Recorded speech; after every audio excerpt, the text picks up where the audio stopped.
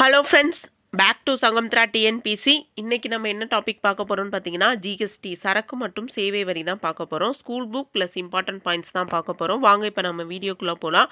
அதுக்கு முன்னாடி நம்ம சேனலை சப்ஸ்கிரைப் பண்ணாதவங்க சப்ஸ்கிரைப் பண்ணிக்கோங்க. ஃபர்ஸ்ட் பாயிண்ட் என்னன்னு பார்த்தீங்கன்னா ஜிஎஸ்டி அப்படின்னா குட்ஸ் அண்ட் சர்வீஸ் டேக்ஸ், சரக்கு மற்றும் சேவை வரி. அதாவது நாட்டில் உள்ள பல வரிகளை நீக்கி ஒரே வரியாக, அதாவது ஒரே நாடு ஒரே சந்தை ஒரே வரி அப்படிங்கிற பேரில் ஜிஎஸ்டி அப்படிங்கிறத ஜூலை 1, 2017 மத்திய அரசு கொண்டு வந்திருப்பாங்க நாடு முழுவதும். அதை பற்றி தான் அந்த வீடியோவில் நம்ம பார்க்க போகிறோம். இப்போ ரெண்டாவது பாயிண்ட் என்னன்னு பார்த்தீங்கன்னா, நாட்டில் உள்ள அனைத்து பொருட்கள் மற்றும் சேவைகளின் விநியோகத்தின் மீது விதிக்கப்படும் வரி. அதாவது நாட்டில் உள்ள அனைத்து பொருட்கள் மற்றும் சேவைகளின் மீது விதிக்கப்படும் வரி தான் இந்த ஜிஎஸ்டி, சரக்கு மற்றும் சேவை வரி. ஒரே நாடு ஒரே வரி ஒரே சந்தை அப்படிங்கிறது தான் இதோட முக்கியத்துவம். பார்த்தீங்கன்னா ஜிஎஸ்டி பற்றி ஒரு கொஸ்டினாவது எல்லா எக்ஸாம்லேயுமே கேட்டுடுறாங்க ஜிஎஸ்டி பற்றி. இப்போ நடந்து முடிஞ்ச குரூப் 4 எக்ஸாமில் கூட கூற்று காரணத்தில் இந்த ஜிஎஸ்டி பற்றினா ஒரு கொஸ்டின் வச்சுருந்துருக்காங்க. இப்போ அடுத்த பாயிண்ட், ஒரே நாடு ஒரே வரி ஒரே சந்தை அப்படிங்கிறது தான் இதோட முழக்கம்.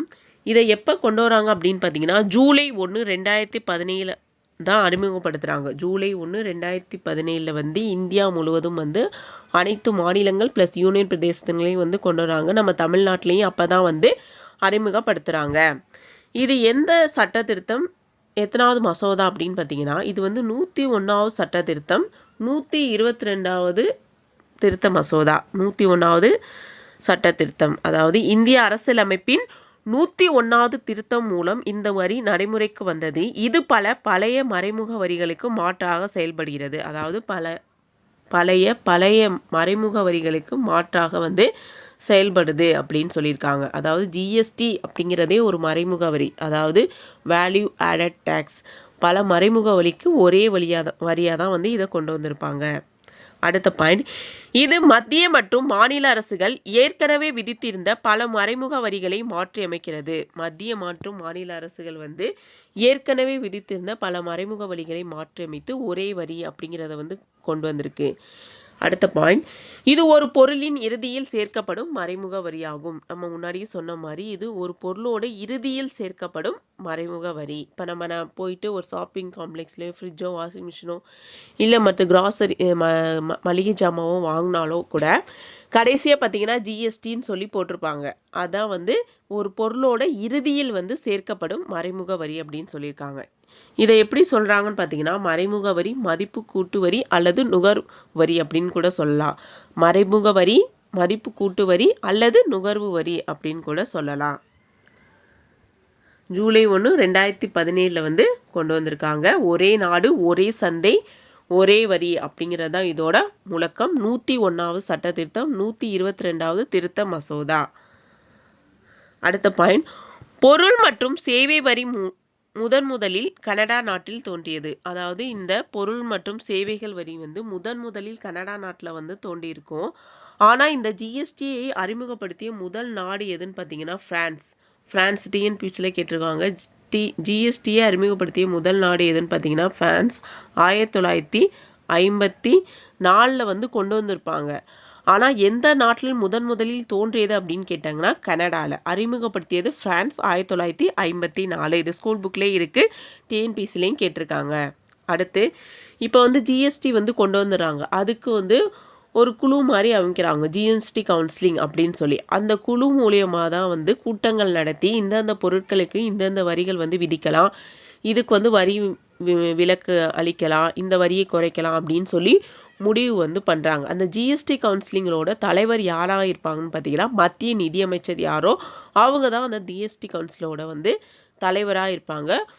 மற்றபடி அதோட உறுப்பினர்கள் யாருன்னு பார்த்தீங்கன்னா மாநிலத்தில் பங்கேற்கிறவங்க தான் அதில் உறுப்பினர்களாக இருப்பாங்க. அதாவது ஒவ்வொரு மாநிலத்திலிருந்தும் அந்த கூட்டத்துக்கு யார் பங்கேற்கிறாங்களோ அவங்க அதோட உறுப்பினராக இருப்பாங்க. இப்போ ஜிஎஸ்டி கவுன்சிலிங் எப்படி தோணுச்சுன்னு பார்ப்போம். இதோட முதல் தலைவர் யாருன்னு பார்த்தீங்கன்னா அருண்ஜேட்லி. ஜிஎஸ்டி கவுன்சிலோட முதல் தலைவர் யாருன்னு பார்த்தீங்கன்னா அருண்ஜேட்லி. இப்போ யார் இருக்கான்னு பார்த்தீங்கன்னா நிதியமைச்சர் நிர்மலா சீதாராமன். அதாவது நிர்மலா சீதாராமன் தான் இப்போ ஜிஎஸ்டி கவுன்சிலிங் தலைவராக இருக்காங்க. ஏன்னா அவங்க தான் இப்போ நிதியமைச்சராக இருக்காங்க. மத்திய நிதியமைச்சர் தலைமையில் இயங்கும் இந்த கவுன்சில் ஜிஎஸ்டி தொடர்பான சட்டங்களை உருவாக்குவதிலும் திருத்துவதிலும் முக்கிய பங்கு வகிக்கிறது. மத்திய நிதியமைச்சர் தலைமையில் கொண்ட இந்த கவுன்சிலிங் ஜிஎஸ்டி தொடர்பான சட்டங்களை உருவாக்குவதிலும் திருத்துவதிலும் முக்கிய பங்கு வகிக்குது அப்படின்னு சொல்கிறாங்க. இப்போ ஜிஎஸ்டி கவுன்சிலிங் உறுப்பினர்கள் யாருன்னு பார்த்தீங்கன்னா, திருத்தப்பட்ட அரசியலமைப்பு சட்டத்தின்படி 279 அதாவது 279A திருத்தப்பட்ட அரசியலமைப்பு சட்டத்தின்படி, இந்த சட்டத்தின்படி தான் ஜிஎஸ்டி கவுன்சிலிங் உருவாக்கியிருப்பாங்க.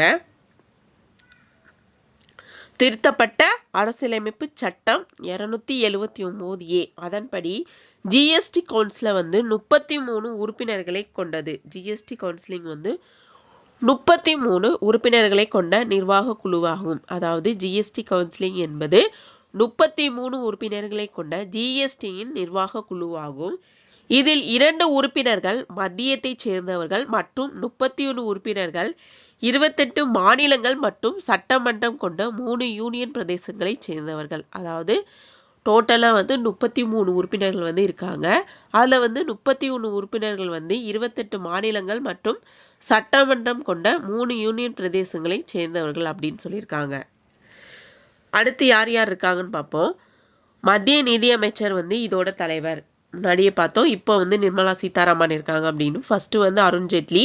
அடுத்து வருவாய் அல்லது நிதிக்கு பொறுப்பான மத்திய அமைச்சர் யாருன்னு பார்த்தீங்கன்னா அதோட உறுப்பினராக இருப்பார். அதாவது மத்திய அமைச்சராக இருக்காங்கல்ல, அதில் இருக்கிற ஒருத்தர் நிதிக்கு பொறுப்பானவராக இருப்பார். அடுத்து நிதி அல்லது வருவாய்த்துறைக்கு பொறுப்பான அமைச்சர் அல்லது மாநில அரசால் பரிந்துரைக்கப்பட்ட அமைச்சர்கள். அதாவது நிதி அல்லது வருவாய்த்துறைக்கு பொறுப்பான அமைச்சர்கள் யாருன்னு பார்த்தீங்கன்னா மாநில அரசால் பரிந்துரைக்கப்பட்ட அமைச்சர்கள் மற்ற உறுப்பினர்கள் இருப்பாங்க அப்படின்னு சொல்லியிருப்பாங்க. ஜிஎஸ்டி கவுன்சிலிங் மத்திய நிதி அமைச்சரை தலைமையில் அமைக்கப்பட்ட ஒரு நிர்வாக குழு. இதில் 33 உறுப்பினர்கள் கொண்டிருக்காங்க. இது எந்த சட்டத்தின்னு பார்த்தீங்கன்னா 279A அந்த சட்டத்தின்படி அமைக்கப்பட்டிருக்கு அப்படின்னு சொல்லியிருக்காங்க. இப்போ பார்த்தீங்கன்னா 101வது திருத்த சட்டமாக நிறைவேற்றப்பட்டது. அதாவது இந்த ஜிஎஸ்டி 101வது திருத்த சட்டமாக நிறைவேற்றப்பட்டது. 2005ஆம் ஆண்டு முதல்ல ப. சிதம்பரம் அவர்கள் ஜிஎஸ்டி என்ற கருத்தை பாராளுமன்றத்தில் அறிமுகப்படுத்துகிறார். ஜிஎஸ்டி அப்படிங்கிற கருத்தை முதலில் யார் அறிமுகப்படுத்தியிருக்காங்கன்னா ப. சிதம்பரம் அப்படிங்கிறவர் தான். அடுத்து ஜிஎஸ்டி கவுன்சில் இருக்குது. அதோட கூட்டம் இப்போ நடைபெறல. முதல் கூட்டம் எப்போ நடைபெறுது அப்படின்னு பார்த்தீங்கன்னா இதை ஜிஎஸ்டி அமலுக்கு வர்றதுக்கு முன்னாடி 2016 செப்டம்பர் 22, 23 தேதியில் முதல் கூட்டம் நடைபெறுது. செப்டம்பர் 22, 23. அடுத்து இப்போ பார்த்தீங்கன்னா டோட்டலாக 55 கூட்டங்கள் நடைபெற்றிருக்கு. இப்போ 56வது கூட்டம் 2025 செப்டம்பர் 3 நாளில் நடக்க போகுது அப்படின்னு சொல்லி அறிவிச்சிருக்காங்க. இது வரைக்கும் 55 கூட்டங்கள் நடைபெற்று முடிஞ்சிருக்கு. 56வது கூட்டம் செப்டம்பர் 3 நாளில் நடைபெற போகுது அப்படின்னு அறிவிச்சிருக்காங்க. இப்போ 54வது கூட்டம் எங்கே நடைபெற்றுச்சு அப்படின்னு பார்த்தீங்கன்னா செப்டம்பர் 9, 2024 நடைபெற்றிருக்கு. அடுத்த 55வது கூட்டம் டிசம்பர் 21, 2024 ராஜஸ்தானில் உள்ள ஜெய்சால்மர் அப்படிங்கிற இடத்துல நடைபெற்றிருக்கு. டோட்டலாக 55 கூட்டம். முதல் கூட்டம் 2016 செப்டம்பர் 22, 23 நடைபெற்றிருக்கு. 56வது கூட்டம் செப்டம்பர் 3, 4, 2025 நடைபெற போக உள்ளது. அடுத்து ஜிஎஸ்டி எப்படி அமல்படுத்துறாங்கன்னு பார்ப்போம். ஜிஎஸ்டியை அறிமுகப்படுத்த அரசியலமைப்பை திருத்துவதற்காக அரசியலமைப்பு 122வது திருத்தம், அதாவது 122வது திருத்த மசோதா 2016 நாடாளுமன்றத்தில் அறிமுகப்படுத்தப்பட்டது. 2014 வருஷமே ஜிஎஸ்டி மசோதாவை 122வது திருத்த மசோதா அப்படின்னு சொல்லி நாடாளுமன்றத்தில் அறிமுகப்படுத்துகிறாங்க. அதுக்கப்புறம் பார்த்தீங்கன்னா சில திருத்தங்கள் மேற்கொள்ளப்பட்டு மே 2015 மக்களவையில் நிறைவேற்றப்படுது. மே 2015 மக்களவையில் நிறைவேற்றப்படுது. அதுக்கப்புறமும் சில திருத்தங்களும் கூடிய மசோதா இறுதியாக ஃபைனலாக ஆகஸ்ட் 3, 2016 அன்று மாநிலங்களவையிலும் அதுக்கப்புறம் ஆகஸ்ட் 8, 2016 அன்று மக்களவையிலும் நிறைவேற்றப்பட்டது. அதாவது ஃபஸ்ட்டு 2014 ஜிஎஸ்டி மசோதா கொண்டு வர்றாங்க. அதுக்கப்புறம் மே 2015 வந்து மக்களவையில் நிறைவேற்றப்படுது. சில திருத்தங்கள் மேற்கொள்ளப்பட்டு ஆகஸ்ட் 3, 2014 வந்து மாநிலங்களவையிலும், ஆகஸ்ட் 8, 2014 வந்து மக்களவையிலும் நிறைவேற்றப்பட்டு, அதுக்கப்புறம் இப்போ மசோதா நிறைவேறிச்சுன்னா என்ன பண்ணணும், குடியரசுத் தலைவருக்கு அனுப்பணும். அப்போ இந்த அரசியலமைப்பு திருத்த மசோதா வந்து குடியரசுத் தலைவர் வந்து ஒப்புதலுக்கு அனுப்பி வைக்கப்படுகிறாங்க. இப்போ இந்த மசோதா நிறைவேறணும்னா 15க்கும் மேற்பட்ட மாநிலங்களால் நிறைவேற்றப்படணும் அப்படின்னு சொல்லியிருக்காங்க. அதாவது 15க்கும் மேற்பட்ட மாநிலங்கள் வந்து ஒப்புதல் கொடுத்தாதான் இந்த மசோதா வந்து நிறைவேற்றப்படணும் அப்படின்னு சொல்லிட்டு 15 மாநிலங்கள் ஒப்புதல் நிறைவேற்றப்பட்டு செப்டம்பர் 8, 2016 அன்று ஜனாதிபதியின் ஒப்புதலை பெற்றது. ஃபஸ்ட்டு மாநிலங்களவை, மக்களவை, அதுக்கப்புறம் 15 மாநிலங்களோட ஒப்புதல் பெற்று செப்டம்பர் 8, 2016 அன்று ஜனாதிபதியின் ஒப்புதலை வந்து பெறுது அப்படின்னு சொல்லியிருக்காங்க. இது 101வது அரசியலமைப்பு திருத்த சட்டம் 2016 இயற்றப்பட்டுள்ளது. இந்த சட்டம் வந்து 101வது சட்ட திருத்தம் எந்த வருஷம்னு பார்த்தீங்கன்னா 2016 நிறைவேற்றப்பட்டது. இது நாடாளுமன்றம் மற்றும் மாநில சட்டமன்றங்களுக்கு பொருட்கள் மற்றும் சேவை வரியை நிர்வகிக்கும் சட்டங்களை இயற்றுவதற்கும் பொருட்கள் மற்றும் சேவை வரி கவுன்சிலை உருவாக்குவதற்கும் ஒரே நேரத்தில் அதிகாரத்தை வழங்குகிறது. அதாவது 101வது சட்ட திருத்தம் என்ன சொல்லுதுன்னு பார்த்தீங்கன்னா, மாநிலங்கள் மற்றும் மத்தியில் 2 பேருக்குமே பொருட்கள் மற்றும் சேவை வரியை வந்து ஒரே நேரத்தில் உருவாக்குவதற்கும் அது தொடர்பான கவுன்சிலிங் வந்து அமைப்பதற்குமான வழியை வந்து வகுத்து கொடுக்குது அப்படிங்கிறத சொல்லியிருக்காங்க இந்த 101வது சட்ட திருத்தம். அடுத்து ஜிஎஸ்டி மசோதாவை அங்கீகரித்த முதல் மாநிலம் எதுன்னு பார்த்தீங்கன்னா அசாம். 15 மாநிலங்களோட ஒப்புதல் தேவைன்னு சொல்லியிருந்தோம்ல. அப்போ முதல் மாநிலமாக ஒப்புதல் கொடுத்தது யாருன்னு பார்த்தீங்கன்னா அசாம் மாநிலம்தான் ஜிஎஸ்டி மசோதாவை முதலில் ஒப்புதல் அளித்தது. அதுக்கடுத்து 16வது மாநிலமாக கடைசியாக ஒப்புதல் அளித்த மாநிலம் எதுன்னு பார்த்தீங்கன்னா ஒடிசா 16வது மாநிலமாக ஒப்புதல் அளிச்சிருக்கும். ஜிஎஸ்டியை அமல்படுத்த 16 மாநிலங்களின் ஒப்புதல் தேவை. ஜிஎஸ்டியை அமல்படுத்த 16 மாநிலங்களின் ஒப்புதல் தேவை. நம்ம தமிழ்நாடு பார்த்தீங்கன்னா எப்போ ஜிஎஸ்டியை வந்து அறிமுகப்படுத்தினாங்களோ ஜூலை 1, 2017 அன்னைக்கு தான் வந்து ஜிஎஸ்டியை வந்து தமிழ்நாட்டில் வந்து கொண்டு வந்திருப்பாங்க. அடுத்து ஜிஎஸ்டி இப்போ கொண்டு வந்துட்டாங்க. அது தொடர்பாக விசாரிக்க அது தகவல் சேகரிக்க ஒரு குழு அமைச்சிருப்பாங்களா, அந்த குழு என்னன்னு பார்த்தீங்கன்னா விஜய் கேல்கர் குழு. 2005 விஜய் கேல்கர் குழு அப்படிங்கிற ஒரு குழுவை ஜிஎஸ்டியை அமல்படுத்த வந்து பரிந்துரைச்சு அந்த குழு வந்து ஜிஎஸ்டியை அமல்படுத்துறதுக்கு வந்து பரிந்துரை செஞ்சிச்சு. மேலும் அது தொடர்பான தகவல்களை வந்து கொடுத்த குழு எதுன்னு பார்த்தீங்கன்னா அசீம் தாஸ்குப்தா குழு. 2011 வரை அசீம் தாஸ்குப்தா குழு வந்து ஜிஎஸ்டி தொடர்பான பல்வேறு அம்சங்களை ஆய்வு செய்து அறிக்கைகளை உருவாக்கி கொடுத்தது. அதாவது இப்போ ஜிஎஸ்டியை அமல்படுத்த பரிந்துரை செய்த குழு எது அப்படின்னு கேட்டாங்கன்னா விஜய் கேல்கர் குழு. அதுக்கப்புறம் இது தொடர்பான தகவல்களை கொடுத்த குழு எதுன்னு பார்த்தீங்கன்னா அசீம் தாஸ்குப்தா குழு. அதான் வந்து இது தொடர்பான பல்வேறு தகவல்களை வந்து கலெக்ட் பண்ணி கொடுத்துருக்காங்க. அடுத்து ஜிஎஸ்டியின் அடுக்குகள் பார்த்தீங்கன்னா ஃபஸ்ட்டு ஸ்டார்டிங்லே வந்து 5 முறை வரியை வந்து விரிச்சிருக்காங்க. 0%, 5%, 12%, 18%, 28%. இப்போ இடையில பார்த்தீங்கன்னா ஒரு சில வரியை வந்து நீக்கியிருக்காங்க. 12% நீக்கியிருக்காங்கன்னு நினைக்கிறேன். இப்போ செப்டம்பர் 3, 4 நடக்க போகிற கூட்டத்திலையும் வந்து சில வரிகளை வந்து தளர்வு கொடுக்கறதா உள்ளதாக இருக்குது. நியூஸ் பார்த்து தெரிஞ்சுக்கங்க. அடுத்து ஜிஎஸ்டியோட வகைகள். ஜிஎஸ்டி வந்து 4 டைப்பாக இருக்குது. ஜிஎஸ்டியோட வகைகள் வந்து 4 டைப். வரி பார்த்திங்கன்னா 5 வகையில் வந்து வரியை பிரிச்சிருக்காங்க. ஜிஎஸ்டியோட வகைகள் என்னன்னு பார்த்தீங்கன்னா 4 தான். வரியின் வகைகள் 5. டிஃப்ரென்ஷியேட் பண்ணி படிச்சுக்கோங்க. இந்தியாவில் 4 வகையான ஜிஎஸ்டிகள் உள்ளன. அதாவது 4 வகையான ஜிஎஸ்டி உள்ளது. ஒன்று வந்து எஸ்ஜிஎஸ்டி, சிஜிஎஸ்டி, ஐஜிஎஸ்டி, இன்னொன்று வந்து யூடிஜிஎஸ்டி, யூனியன் பிரதேசத்துக்குள்ளது. இப்போ ஃபஸ்ட்டு பாருங்கள், எஸ்ஜிஎஸ்டி அப்படின்னா state goods and service tax, மாநில சரக்கு மற்றும் சேவை வரி அல்லது எஸ்ஜிஎஸ்டி. இப்போ சிஜிஎஸ்டி அப்படின்னா central goods and service tax, மத்திய சரக்கு மற்றும் சேவை வரி. ஐஜிஎஸ்டினா integrated goods and service tax, ஒருங்கிணைந்த பொருட்கள் மற்றும் சேவைகள் வரி. அடுத்து 4 என்னன்னு பார்த்தீங்கன்னா சண்டிகர், புதுச்சேரி மற்றும் அந்தமான் நிக்கோபார் தீவுகள் போன்ற யூனியன் பிரதேசங்களுக்கு யூனியன் பிரதேச சரக்கு மற்றும் சேவை வரி அல்லது யூடிஜிஎஸ்டி. இப்போ ஜிஎஸ்டி இல்லாத பொருட்கள், அதாவது ஜிஎஸ்டி அறிமுகப்படுத்தும் போது சில பொருட்களுக்கு வந்து ஜிஎஸ்டி வந்து வரி விலக்கு கொடுத்துருப்பாங்க. அது என்னன்னு பார்ப்போம். ஜிஎஸ்டியின் கீழ் விலக்கு அளிக்கப்பட்ட பொருட்கள் என்னன்னு பார்த்தீங்கன்னா, கைத்தறி, சுண்ணாம்பு, ஸ்லேடுகள் போன்ற செவிப்புலன் கருவிகளின் பாகங்களை உற்பத்தி செய்தல். ஜிஎஸ்டி அல்லாத பொருட்களில் முட்டை, மீன், புதிய பால் போன்றவை அடங்கும். இந்தந்த பொருட்களுக்கெல்லாம் வந்து ஜிஎஸ்டியில் வந்து விலக்கு அளிக்கப்பட்டு உள்ளது. இவ்வளோதான் வந்து ஜிஎஸ்டி உள்ள எக்ஸ்ட்ரா உள்ள பாயிண்ட்ஸ். ஜிஎஸ்டி ஃபுல்லாக. ஜிஎஸ்டி அப்படின்னா சரக்கு மற்றும் சேவை வரி. ஒரே நாடு ஒரே வரி ஒரே சந்தை அப்படிங்கிறத வந்து ஜூலை 1, 2017 வந்து கொண்டு வர்றாங்க. இதை ஃபஸ்ட்டு 101வது திருத்த மசோதா 122வது மசோதாவை வந்து பாராளுமன்றத்தில் கொண்டு வந்து அதன் மூலமாக ஒரே நாடு ஒரே வரி அப்படிங்கிறத வந்து அமல்படுத்துகிறாங்க. டோட்டலாக வந்து 16 மாநிலங்கள் வந்து இதுக்கு ஒப்புதல் கொடுக்கணும். முதலாவதாக ஒப்புதல் கொடுத்த மாநிலம் எதுன்னு பார்த்தீங்கன்னா அஸ்ஸாம். கடைசியாக வந்து ஒடிசா தான் வந்து கொடுத்துருப்பாங்க. ஜிஎஸ்டியில் வந்து 5 வகையான வரி விதிப்புகள் இருக்குது. 0%, 5%, 12%, 18%, 28%. அதுக்கப்புறம் வந்து ஜிஎஸ்டி வந்து 4 வகையாக பிரிக்கிறாங்க. SGST, CGST, IGST, UTGST. இவ்வளோ தான் ஜிஎஸ்டியும் ஓவராலாக நம்ம பார்த்தோம்னா. அடுத்து ஸ்கூல் புக்கில் என்ன கொடுத்துருக்காங்கன்னு பார்ப்போம். இப்போ ஸ்கூல் புக்குன்னு எடுத்துட்டேன்னா 7th, 10th, +2 இது 3லேயும் வந்து ஜிஎஸ்டி பற்றி கொஞ்சம் கொஞ்சம் கொடுத்துருக்காங்க. அது என்னன்னு பார்ப்போம். இது வந்து 7th புக்கில் 7th 3rd டேர்மில் கொடுத்துருக்காங்க.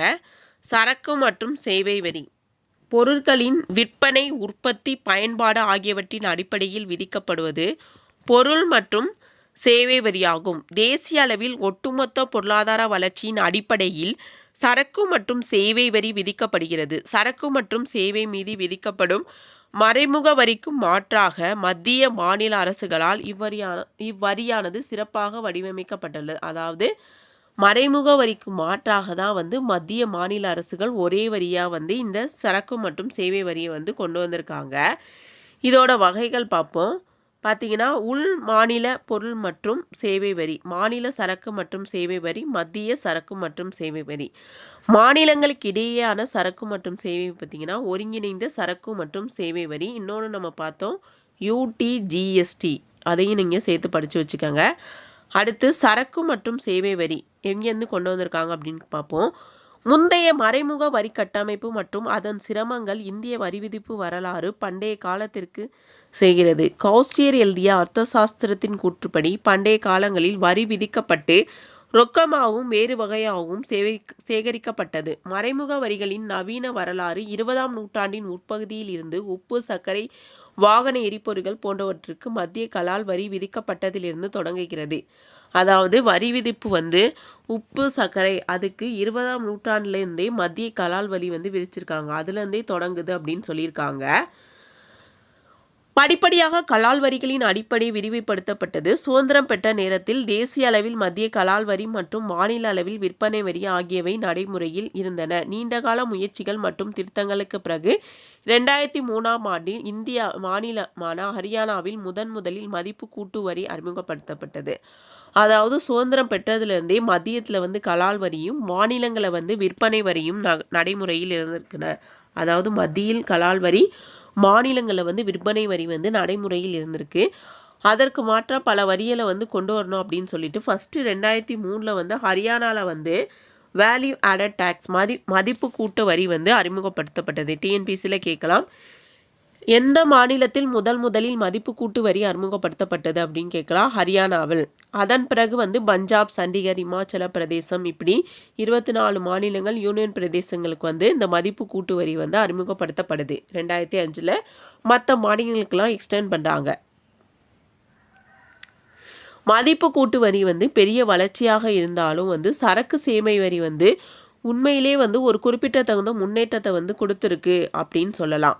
நாட்டின் வரி விதிப்பு அமைப்பிலும் முழுமையான உணர்ந்து கொள்வதற்கான தர்க்க அடிப்படையிலான படியாகவும் ஆரம்பத்தில் ஒரு முனை மற்றும் தேசிய அளவிலான சரக்கு மற்றும் சேவை வரி இருக்கும் என முன்மொழியப்பட்டது. இருப்பினும் சரக்கு மற்றும் சேவை வரி இறுதியாக 2017 ஜூலை 1 இந்தியா முழுவதும் செயல்படுத்தப்பட்டது. ஃபஸ்ட்டு வந்து கலால் வரி விற்பனை வரி தான் இருந்திருக்கு. அதுக்கப்புறம் மதிப்பு கூட்டு வரி வந்து ஹரியானா மாநிலத்தில் 2003 வந்து கொண்டு வராங்க. அதுக்கப்புறம் பார்த்தீங்கன்னா அது 2005 மற்ற மாநிலங்களுக்கே எக்ஸ்டெண்ட் பண்ணுறாங்க. இருந்தாலும் வந்து இந்த மதிப்பு கூட்டு வரி பதிலாக சேவை வரி வந்து கொண்டு வந்தது ஒரு நல்ல முன்னேற்றமாக இருக்குது. ஃபஸ்ட்டு வந்து ஒரே நாடு ஒரே வரி கொண்டு வரதா சொல்லி 2017 ஜூலை 1 இந்தியா முழுவதும் வந்து இந்த வரியை வந்து கொண்டு வந்திருக்காங்க அப்படின்னு சொல்லியிருக்காங்க. இந்த ஜிஎஸ்டி பார்த்தீங்கன்னா நாம் வாங்கும் அனைத்து பொருட்கள் மற்றும் சேவைகள் வரி தனித்தனியாக வந்து இதை வந்து வரி விதிக்க தேவையில்லை, அதனால ஒரே வரியை வந்து நம்ம கட்டிடலாம் அப்படின்னு சொல்லியிருக்காங்க. இப்போ பார்த்தீங்கன்னா சிஜிஎஸ்டி அப்படின்னு பார்த்தீங்கன்னா ஒரு பொருளோட தயாரிப்பு மதிப்பு 100னா அதுக்கு எஸ்ஜிஎஸ்டி 9%, அப்போ ரூபாய் 9, 100க்கு 9 ரூபா. சிஜிஎஸ்டி 9, மொத்தம் 118, அதாவது மத்தியத்துக்கும் மாநிலத்துக்கும் சேர்த்து டோட்டலாக வந்து 118 ரூபா வந்து நம்ம கொடுக்குறோம். அப்போ இந்த ஜிஎஸ்டியில் வந்து 18% வாங்கி அது சமமாக பிரித்து மத்தியிலுக்கு 9 ரூபாயும் மாநில அரசுக்கு 9 ரூபாயும் கொடுத்துறாங்க இந்த ஜிஎஸ்டி மூலம் அப்படின்னு சொல்லிடுறாங்க. அடுத்து 10th என்ன கொடுத்துருக்காங்கன்னு பார்ப்போம். 10th கொஞ்சம் தான் கொடுத்துருக்காங்க. பண்டங்கள் மற்றும் பணிகள் வரி GST goods and service tax. பண்டங்கள் மற்றும் பணிகள் வரி என்பது மறைமுக வரிகளில் ஒன்றாகும். இவ்வரி இந்திய பாராளுமன்றத்தில் மார்ச் 29, 2017 நிறைவேற்றப்பட்டது. அதாவது இந்திய பாராளுமன்றத்தில் வந்து மார்ச் 29, 2017 நிறைவேற்றப்பட்டது. முன்னாடி பார்த்துருப்போம். ஆகஸ்ட் மாதம் 3ஆம் தேதி மாநிலங்களவையிலும் 8ஆம் தேதி வந்து மக்களவையிலே நிறைவேற்றி குடியரசுத் தலைவர் ஒப்புதலுக்கு அனுப்பிச்சிருப்பாங்க. அதுக்கப்புறம் ஃபைனலாக எப்போ நிறைவேறியிருக்கும் அப்படின்னு பார்த்தீங்கன்னா மார்ச் 29, 2017 தான் பாராளுமன்றத்தில் நிறைவேற்றப்பட்டிருக்கும். இது வந்து நிறைவேற்றப்பட்டதுக்கு அப்புறம் ஜூலை 1, 2017 வந்து முதலில் அமல்படுத்தப்பட்டு வருகிறது. ஒரு நாடு ஒரு அங்காடி ஒரு வரி என்பது இதன் முழக்கம். அதாவது ஒரு நாடு ஒரு அங்காடு ஒரு வரி அப்படிங்கிறது தான் இதோட முழக்கம். இது மதிப்பு கூட்டப்பட்ட வரி போன்ற பல முனை வரி இல்லாமல் ஒரே முனை வரி ஆகும். அதாவது வேல்யூ ஆடட் டாக்ஸ். பல முனை வரிகள் இல்லாமல் ஒரே நாடு ஒரே வரி தான். எந்த பொருள் வாங்கினாலும் ஒரே வரி அப்படிங்கிறது தான் இதோட குறிக்கோள் அப்படின்னு சொல்லியிருக்காங்க. இப்போ பண்டங்கள் மற்றும் பணிகளின் வரியின் அமைப்பு பார்ப்போம். ஜிஎஸ்டி மாநில பண்டங்கள் மற்றும் பணிகள் வரி, அதாவது எஸ்ஜிஎஸ்டி நம்ம முன்னாடியே பார்த்தோம் 4 டைப்ஸ் இருக்குன்னு. அதில் எஸ்ஜிஎஸ்டி மாநிலத்திற்குள் மதிப்பு கூட்டு வரி அல்லது விற்பனை வரி, கொள்முதல் வரி, பொழுதுபோக்கு வரி, ஆடம்பர வரி, பரிசு சீட்டு வரி மற்றும் மாநில கூடுதல் கட்டண வரிகள். இதுக்கெல்லாம் மாற்றாதான் அந்த ஜிஎஸ்டி கொண்டு வந்திருக்காங்க, அதாவது எஸ்ஜிஎஸ்டி. இதுவே மத்தியத்தில் என்னன்னு பார்ப்போம். மத்திய சுங்கத்தீர்வை, சேவை வரி, ஈடு செய்வரி, கூடுதல் ஆயத்தீர்வை, கூடுதல் கட்டணம், கல்வி கட்டணம், இடைநிலை கல்வி மற்றும் மேல்நிலை கல்வி, இதுக்கெல்லாம் சேர்த்து சிஜிஎஸ்டி வந்து கொண்டு வந்திருக்காங்க. ஒருங்கிணைந்த பண்டங்கள் மற்றும் பணிகள் வரி பார்த்தீங்கன்னா 4 முக்கிய ஜிஎஸ்டி விகிதங்கள் உள்ளன. 5%, 12%, 18%, 28%. காய்கறிகள் மற்றும் உணவு தானியங்கள் போன்ற வாழ்க்கைக்கு தேவையான அத்தியாவசிய தேவைகளுக்கான அனைத்து பண்டங்கள் இந்த வரியிலிருந்து விலக்கு அளிக்கப்படுகிறது. அதாவது இந்த 5%, 12%, 18%, 28% பார்த்தீங்கன்னா வாழ்க்கைக்கு தேவையான அத்தியாவசிய பொருட்கள்லேருந்து விலக்கு அளிக்கப்படுதுன்னு சொல்கிறாங்க. நம்ம முன்னாடியே பார்த்தோம் ஜிஎஸ்டி அப்படிங்கிறத முதலில் அறிமுகப்படுத்தியது யாருன்னு பார்த்தீங்கன்னா கனடா தான். அதுக்கப்புறம் அதாவது அந்த ஜிஎஸ்டி அப்படிங்கிறத, ஆனால் இதை முதலில் அந்த வரியை அமல்படுத்திய நாடு எதுன்னு பார்த்தீங்கன்னா ஃப்ரான்ஸ். எந்த வருஷம்னு பார்த்தீங்கன்னா 1954 ஃப்ரான்ஸ் 1954 தான். இவ்வளோ தான் 10th வந்து ஜிஎஸ்டி பற்றி கொஞ்சம் தான் கொடுத்துருக்காங்க. அடுத்து +2 என்ன கொடுத்துருக்காங்கன்னு பார்ப்போம்.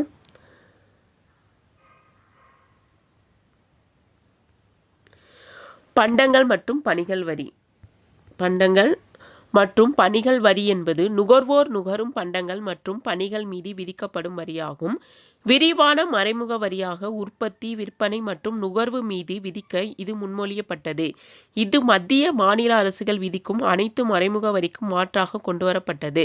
இது உற்பத்தி மற்றும் பணிகள் மீதான அடுக்கு வரி பாத விளைவை தடுக்கிறது. அதாவது உற்பத்தி அடுக்கு வரி பாத விளைவை வந்து தடுக்குது.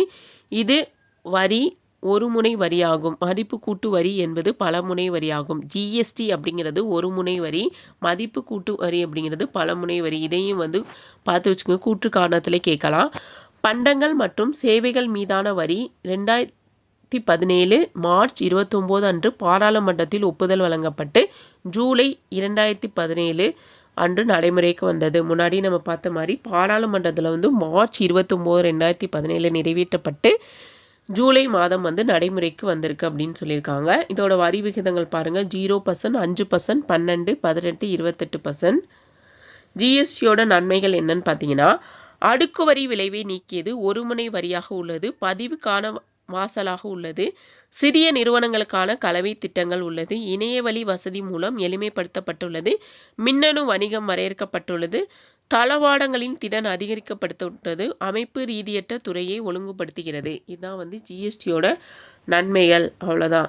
இவ்வளோதான் ப்ளஸ் 2ல் வந்து கொடுத்துருக்காங்க. சும்மா புக்கில் வந்து எப்போ அறிமுகப்படுத்துகிறாங்க, பாராளுமன்றத்தில் எப்போ நிறைவேற்றினாங்க, ஜிஎஸ்டியோட வகைகள் என்ன, என்னென்ன வரி விகிதங்கள் இருக்குது, இது மட்டும்தான் ஜிஎஸ்டியில் கொடுத்துருக்காங்க. நம்ம எக்ஸ்ட்ரா வந்து எந்த சட்ட திருத்தம், எந்த மசோதா, எப்போ மாநிலங்களவை, மக்களவை, இதெல்லாம் வந்து ஃபுல்லாக பார்த்தாச்சு இந்த வீடியோவில் ஜிஎஸ்டி பற்றி. அடுத்த வீடியோவில் வந்து அடுத்த இம்பார்ட்டன்ட் டாபிக் நம்ம வந்து பார்ப்போம். தேங்க்யூ. இந்த வீடியோ உங்களுக்கு பிடிச்சிருந்தா லைக் பண்ணுங்கள்.